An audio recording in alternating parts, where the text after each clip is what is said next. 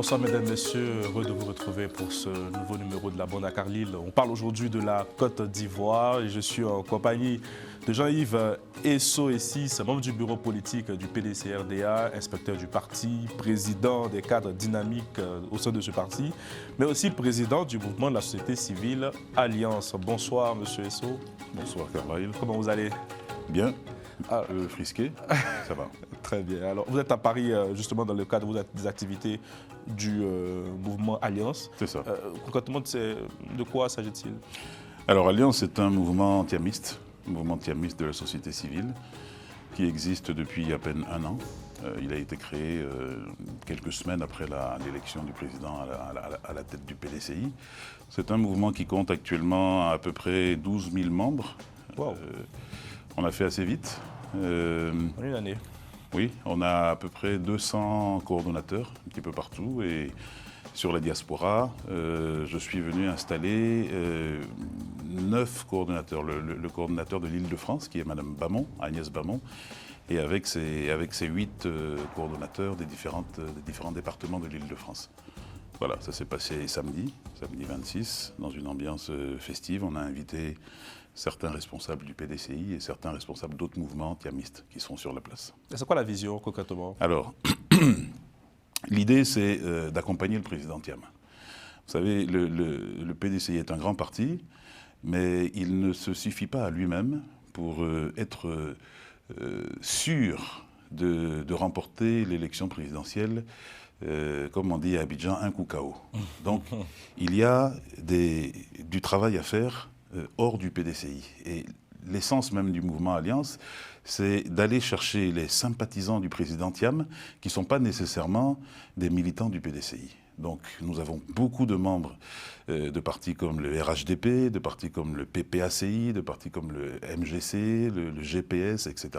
Des sympathisants qui adorent leur idole respective, mais qui ont envie d'un changement en Côte d'Ivoire en 2025 et qui savent que ça ne peut passer que par le président Thiam, qui est au-delà de tous les partis politiques, même s'il est président du PDCI. Alors c'est un peu paradoxal, c'est-à-dire moi je suis, entre parenthèses, je suis membre du PPACI, mais je peux rejoindre le mouvement Alliance pour soutenir le président Thiam quand même. Tout à fait. C'est un peu baroque, vous êtes d'accord ou pas?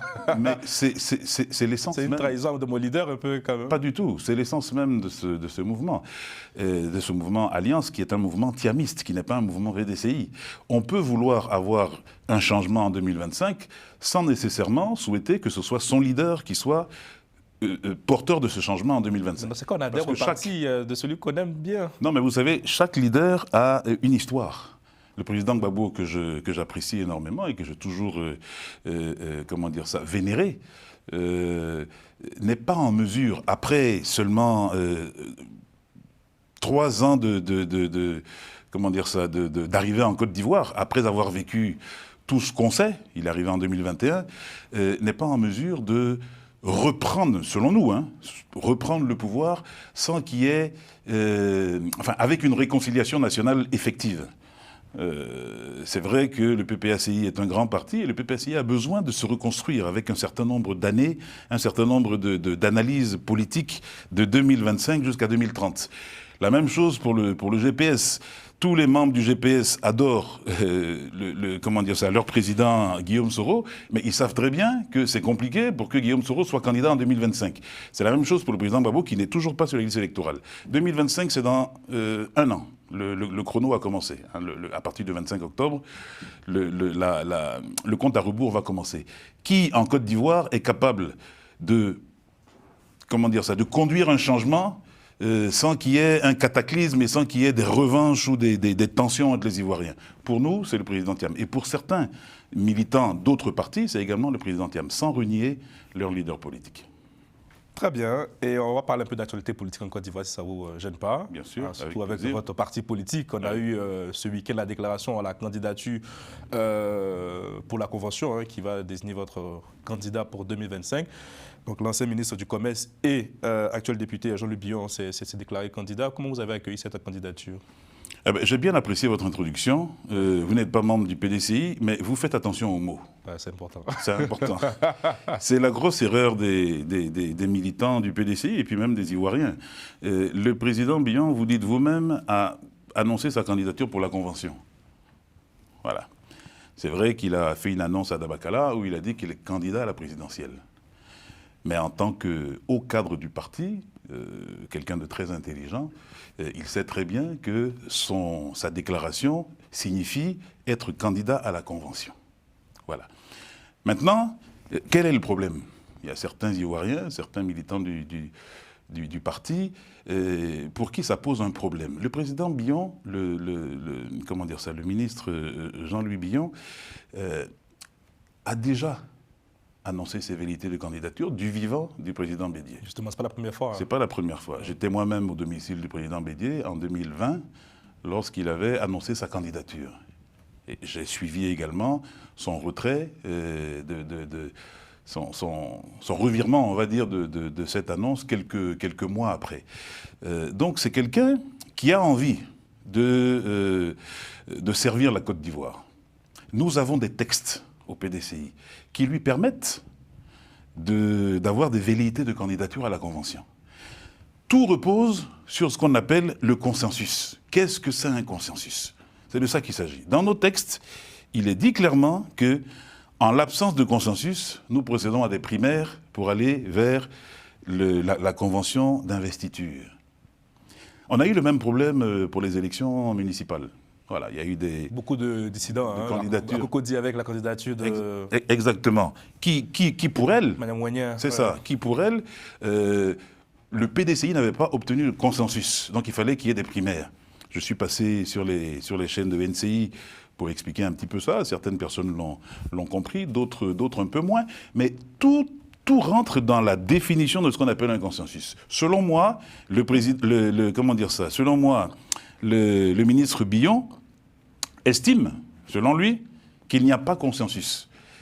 Peut-être que pour lui, s'il y a une personne candidate éventuelle qui n'est pas en accord avec le candidat, on va dire, désigné, ça veut dire qu'il n'y a pas de consensus. Donc il faut des primaires. Des primaires qui vont sûrement se dérouler à la place de la Convention ou alors au même moment que la Convention. C'est un petit peu ça l'explication. Mais je suis convaincu que le ministre Billon, étant un militant du PDCI qui respecte les textes, va tout simplement accepter le verdict de la Convention, si tant est que ce verdict serait contre lui et si tant est qu'il y a un plébiscite, ce que je pense... il est minoritaire dans le parti, selon vous? Si tant est qu'il y a un plébiscite, ce que je pense pour le président Tidiane Thiam. Vous savez, le président Tidiane Thiam a été élu. 96%, je disais, c'est un score soviétique quasiment. 96%.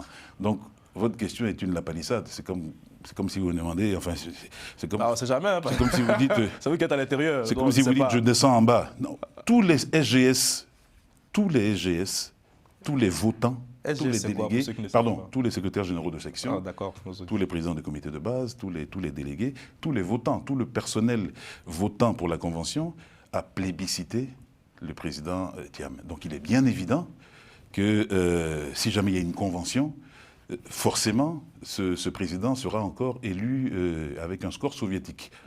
Mais c'est une bonne nouvelle pour la vitalité démocratique. Si exactement, exactement. Et moi, je demande aux militants d'accepter la candidature du président, comment dire ça, du ministre Thiam. J'ai tendance à dire président pour tout le monde. Ministre Billon. C'est important, oui, du ministre Billon, pardon. Ouais. J'ai tendance à dire président pour tout le monde, hein, parce que pour moi, tout cadre du PDCI a une vocation présidentielle. Tellement grande valeur qu'il a une vocation présidentielle. Et ça me brise le cœur de voir que certains militants se déchirent, certains militants du PDCI se déchirent à cause d'un problème de lecture des textes. Selon moi, le ministre Billon a le droit de se présenter à la candidature de la candidature, hein, à la Convention. Il faudrait que les gens restent concentrés. Maintenant, j'ai entendu dans certaines émissions qu'il se pourrait que le président Thiam... que le président Thiam... que la candidature du président Thiam soit invalidée. Les Ivoiriens confondent quelque chose. Et c'est bien dommage parce que ça traduit un petit peu la paresse de lecture des Ivoiriens. Nous avons une constitution. Et il y a une confusion entre l'article 35 de la Constitution de 2000, qui est la Constitution de la Deuxième République, et l'article 55 de la Constitution de 2016, qui est la Constitution de la Troisième République. L'article 35 parle effectivement des conditions d'éligibilité concernant la présidence de la République. Et si vous me permettez, voilà, je vais vous lire l'article 35, qui est l'article qui est obsolète, puisqu'il n'est plus de la Constitution de 2007. Il dit « Le président de la République est élu pour 5 ans au suffrage universel direct. Il n'est rééligible qu'une fois. Le candidat à l'élection présidentielle doit être âgé de 40 ans au moins et de 75 ans au plus. Il doit être ivoirien d'origine, né de père et de mère, eux-mêmes ivoiriens d'origine. Il doit n'avoir jamais renoncé à la nationalité ivoirienne. Il ne doit s'être jamais prévalu d'une autre nationalité. Il doit avoir résidé en Côte d'Ivoire de façon continue pendant 5 années précédant la date des élections et avoir totalisé 10 ans de présence effective. » C'est sur cet article que les gens sont en train de spéculer. De 2000, hein 2000. Mais c'est obsolète, ça. C'est complètement obsolète. Et l'article 55, je vous le lis, il est très court également. Le président de la République est élu pour 5 ans au suffrage universel direct. Il n'est rééligible qu'une fois. Il choisit un vice-président de la République qui est élu en même temps que lui, donc ça a changé aussi. Le candidat à l'élection présidentielle doit jouir de ses droits civils et politiques et doit être âgé de 35 ans au moins. L'autre, c'était 40 ans. Il doit être exclusivement de nationalité ivoirienne, né de père ou de mère ivoirien d'origine. Il n'est fait aucun cas des 5 ans, des fameux 5 ans dont tout le monde parle. Oui, il doit avoir résidé en Côte d'Ivoire de façon continue pendant 5 ans. C'est obsolète. Donc le ministère n'a aucun, enfin en tout cas le Conseil, on va dire, constitutionnel n'a aucun moyen d'invalider la candidature du président. Pour là, c'est pas l'actualité du moment. Voilà, qui respecte totalement les conditions d'éligibilité pour être président. Donc, pour les militants qui se cachent, les militants, on va dire bionistes, entre guillemets, qui se cachent, qui disent qu'il faut un plan B, si jamais le plan A ne marche pas parce qu'on invalide, je dis, restez concentrés sur votre candidat, allons à la convention, et une fois qu'on aura élu, selon vos exigences, on aura élu le président Thiam, mais tout le monde doit s'arc-bouter derrière le président Thiam pour qu'on aille reprendre le pouvoir en 2025. Est-ce que vous craignez aussi l'émergence de d'autres candidatures dissidentes de ce genre? Au sein du PDCI? Non, je ne pense pas. Le PDCI est un parti vraiment très structuré et les éventuels candidats potentiels pour la présidentielle 2025 sont déjà dévoilés. Il s'agit du ministre Billon et du ministre Thiam. Le ministre Thiam est le président du PDCI. Tout le monde, de facto le candidat de votre parti. Tout le monde le plébiscite, il est de facto le candidat du parti. Parlons un peu des opérations d'enrôlement qui ont débuté il y a quelques jours et qui s'achèvent le 10 novembre. Quelle analyse faites-vous de ce processus? Alors, le processus suit son cours. Nous, en tant que mouvement Alliance, nous faisons le travail qu'il faut. Nous demandons à tous nos coordonnateurs de nous ramener un minimum de 50 primo-votants. Alors, quand vous comptez à peu près 150 coordonnateurs, vous multipliez par 50, ça nous fait un certain nombre intéressant d'enrôlement. On donne les informations qu'il faut, on essaie de soutenir les délégués qui sont les délégués PDCI, bien sûr, qui sont sur la place à se battre. On essaie de soutenir financièrement, physiquement, pour que cet enrôlement connaisse un engouement. C'est très important d'apporter au moins 4 millions de nouveaux électeurs sur la liste électorale. C'est le gap qu'il y a aujourd'hui sur la liste électorale. C'est ça, et c'est le gap qui a été indiqué par le président Thiam. Tout le monde, quand il a annoncé ça, sautait au plafond, ouvrait les yeux, et finalement, tout le monde s'accorde maintenant sur ce gap de 4 millions. Donc nous faisons le travail pour que ce gap soit atteint, et voire même dépassé. Mais il y a pas mal de cacophonie autour de cette opération, récépissé par récépissé, certificat de... Est-ce que vous avez confiance en cette CEI-là? Non, pas du tout. Pas du tout. Mais même n'ayant pas confiance, il faut travailler. Il faut remplir la liste électorale et ensuite ressortir les irrégularités éventuelles. Mais c'est vrai que c'est de la cacophonie. Quand un président d'une institution comme ça vient annoncer très clairement, vidéo à l'appui, qu'il faut un extrait de naissance avec la nouvelle carte d'identité et que derrière, il est contredit par un agent qui dit le contraire. Quand il parle de récépissé avec une période de validité et que derrière, on est obligé de remonter l'information pour que la CIUI recule et permette à tous les Ivoiriens avec récépissé non daté d'avoir leur carte d'électeur, il y a effectivement beaucoup de cacophonie et c'est bien dommage. Quels sont les grands enjeux selon vous des élections qui arrivent? D'abord, CEI, hein, très important, parce qu'une élection qui se passe avec un organe qui contrôle cette élection, et quand cet organe est partial, c'est très compliqué. C'est un enjeu majeur parce que c'est la base des conflits post-électoraux. Justement, c'est quoi la bonne CEI selon vous? On entend beaucoup l'opposition en parler, hein, il faut réformer, mais quelles sont les pistes concrètes de réforme? Alors, comment dire ça on va dire, pour que ce soit parfait, il aurait été bien qu'il y ait une CEI qui ne soit pas composée de membres de partis politiques. Ça, ce serait l'idéal. Ça ne pourra pas arriver puisque les partis politiques sont à l'intérieur. Maintenant, si les partis politiques sont à l'intérieur, il faudrait une égale répartition, ou alors en tout cas proche de l'égalité, des différents partis politiques qui participent à l'élection présidentielle. On ne peut pas avoir dans une CEI un parti politique qui est représenté, une CEI de 15 ou 18 membres. On ne peut pas avoir un parti politique qui est représenté à plus de 7 ou 8 membres. Et ensuite, 4 ou 5 partis qui se partagent, on va dire, les 7 places ou les 8 places restantes. C'est un déséquilibre total.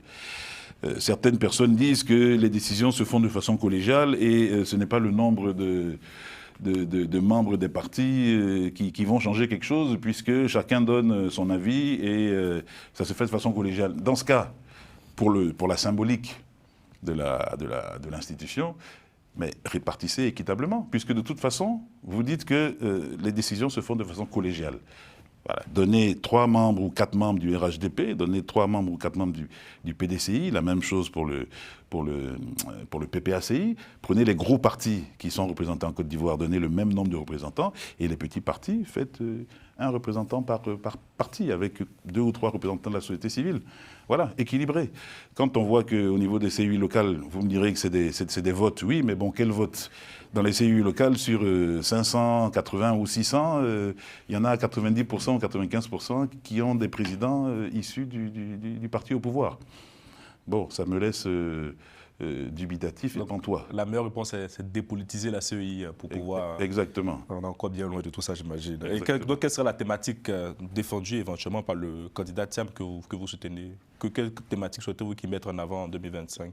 Mais en 2025, il aura un projet de société. On est en train de travailler sur un projet de société qui va donner des réponses à tous les Ivoiriens. Ce projet de société est en cours, il est en train de travailler. On reste silencieux sur ce sujet, on donne un petit peu d'orientation, on laisse nos experts travailler. Je pense que très rapidement, ce projet de société sera disponible et c'est sur cette thématique-là, avec des éléments de langage bien clairs, qu'on va aller vers les populations pour expliquer ce que le président Thiam propose à la Côte d'Ivoire. Je vais faire un peu de politique fiction. En cas de second tour, si malheureusement le président Thiam n'arrive pas au second tour et qu'il y a un second tour Gbagbo Ouattara, vous appellerez à voter qui?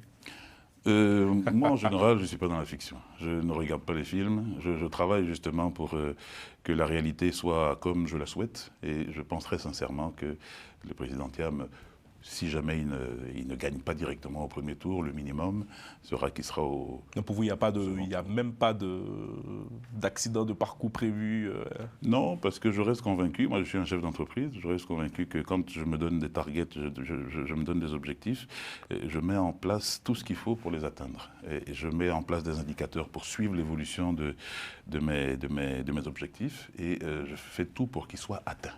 Et je pense que l'objectif qu'on s'est fixé pour le président Tidiane Thiam sera atteint. Est-ce qu'une alliance est prévue avec le PPACI de Laurent Gbagbo éventuellement?